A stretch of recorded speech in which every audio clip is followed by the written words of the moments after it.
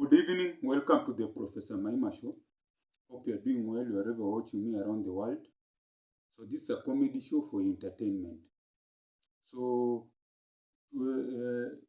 this earlier this month or a month ago, the Kenyan Gen Zs went to the streets to demonstrate against the punitive finance bill 2024 of Kenya.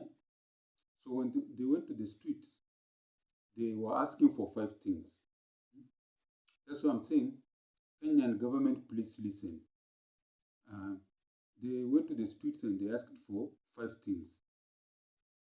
Like when I was young, there's a game we used to play. It used to be called the broken telephone. So people would be in a circle, and then one person would say something, and then it will go. You whisper it in another person's ear like that, like that. Like let's say you are like 6 or 10 people in a line. Then the first person says something to another person in the ear, that way, and then at the last person in the line shouts out what was said, isn't it? So, for example, we can have a word like eat. Eat, yeah? The first person says eat, whispers eat in the ear of the next person. So it goes down the line, and then the last person, instead of saying eat, says tea. You see? That's why it was called broken telephone. That was the days before the mobile phone, isn't it? So what I'm trying to say is that the Kenyan government is like the broken telephone. The Kenyan citizen say this, say A, the government hears it C. The Kenyan people say D, the Kenyan government hears as if it's G. So there's broken communication. So the young people went to the young people, I don't want to call them the Gen Zs, they just call them the young people of Kenya, went to the streets, and then the finance bill was, they did what? The finance bill was shelved by the government. So because it was very punitive with high taxes on everything under the sun, from sanitary towels to fuel to bread, everything was being taxed. So now, what happened after that was done? The Kenyan young people had asked for 5 things. First of all, the finance bill to be shelved. Second of all was for the government the president to disband the government, the cabinet secretaries, which they did. Once they disbanded them, they disbanded the cabinet secretaries, isn't it? Once they have disbanded the cabinet secretaries, then number 3, it was hiring of people who are how can I say, people who have people who have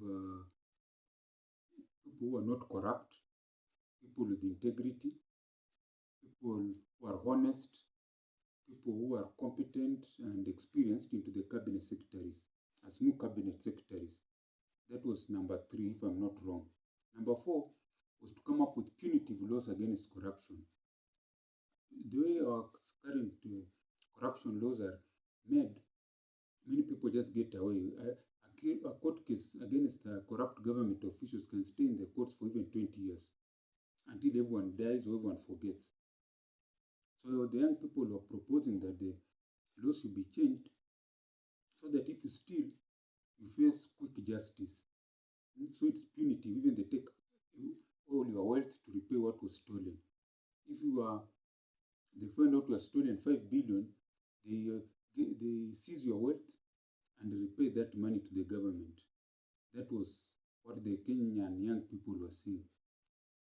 And lastly, if I did not hear well, if I had right, you were saying we should have free education.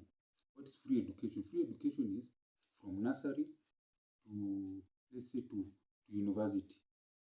Basic education plus higher education. Because the argument was that we have so many bursaries, I don't know, bursary for MCA, bursary for MP, bursary for senator. So they were saying all these bursaries should be done away with, isn't it? Then once they are done away with, this should be put into one fund, a fund that is that can be used to offer free education in Kenya. And as a teacher, I can tell you the education just needs 4 things. 4 things. Number 1, you need the teacher. or lecturer. Number two, you need the students. Number three, you need the building, the schools, the colleges. And lastly, you need the teaching material. These other things that they add on the charge parents are just like just stealing from the parents, getting just like freezing the parents of money. So that's what the young people were saying. But but behold, to great amazement and shock, the government has done reverse, recycling the cabinet secretaries, bringing others who are new, who don't have experience, bringing with people with court cases, others with no education. You see what I'm saying? That's why the Kenyan Gen Zs are angry. That's why I'm saying, Kenyan government, please listen to Kenyans. Kenyan government, please listen to Kenyans. They need to listen because the way they are operating, it's as if it's a broken telephone, where people are not listening to what the Kenyan people are saying. That's why you're having all these commotions, demonstrations weekly, because this data has become weekly and businesses are dying. Although the economy and also the economy is also is in bad state because of what the dollar, the dollar, the Kenyan shillings trading poorly to the dollar and other international currencies. Paying off debt. Kenya has a big debt, that's what we hear. So all this what I'm saying, the Kenyan government is not listening.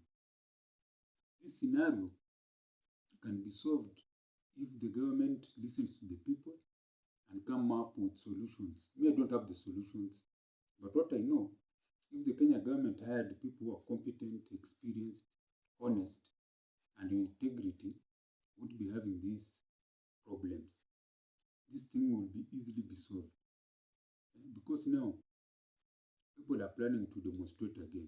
Then it will be more injuries, more deaths. You understand? And also another point I also had in the conversation, those who wanted still on accountability, those who wanted good policing, police brutality to be ended. Because the way it is, people are injured, others are dead because of the way the police were performing their job. They need to be professional so that if there's a riot, they know how to deal with it. We have seen people in the so-called developed countries. Like I remember when America had the Floyd, I don't know, the person who was killed by police in America when Trump was president. There were serious demonstrations, people were burning everything. But the number of deaths were very few. If I remember very well, only few people died, even not more than 10. But now, here in Kenya, just a demonstration, peaceful demonstrators being shot like animals. Now, that's where now we have the big problem. We need people who, a Kenya government that listens to its people, that is able to say, okay, this is wrong, and we need to do the right thing. The right thing is, first of all, listening to the people, implementing the constitution to the fullest, and also hiring people who have integrity, honest, they are not corrupt, and they can lead Kenya to the next level. That's what most these so-called young people are asking. They're asking the Kenya government to be honest, to be effective, and to implement whatever they're saying. Not this abracadabra they're doing.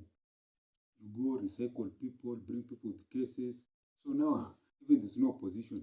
Because those people are brought into the government are poached from the opposition benches. They are sitting in peace. So they can't have opposition. And the opposition, this so-called national government of unity won't work because of the Kenyan politics is more about tribalism. Because of it's a cocktail, it's a combustive cocktail of people who cannot get along. So I don't know, I would like to be a fly on the wall when they're having a cabinet meeting. Because that is just chaos that we're talking about. So the Kenyan government, please listen to the people. Kenyan government, listen to the people. That's just my call. Because if they listen to the people, all these things will be sorted. We'll have people who do justice to others and people who are able to take Kenya to the next level. So this is the Professor Maima Show. If you like what I've said on this channel, please support it so that we keep on giving good content and growing and sharing ideas. So the mobile M-Pesa is +254 769 729 327. I repeat again, mobile M-Pesa +254 769 729 327. And as I always say, Gwaheri ya kuonana, Gwaheri.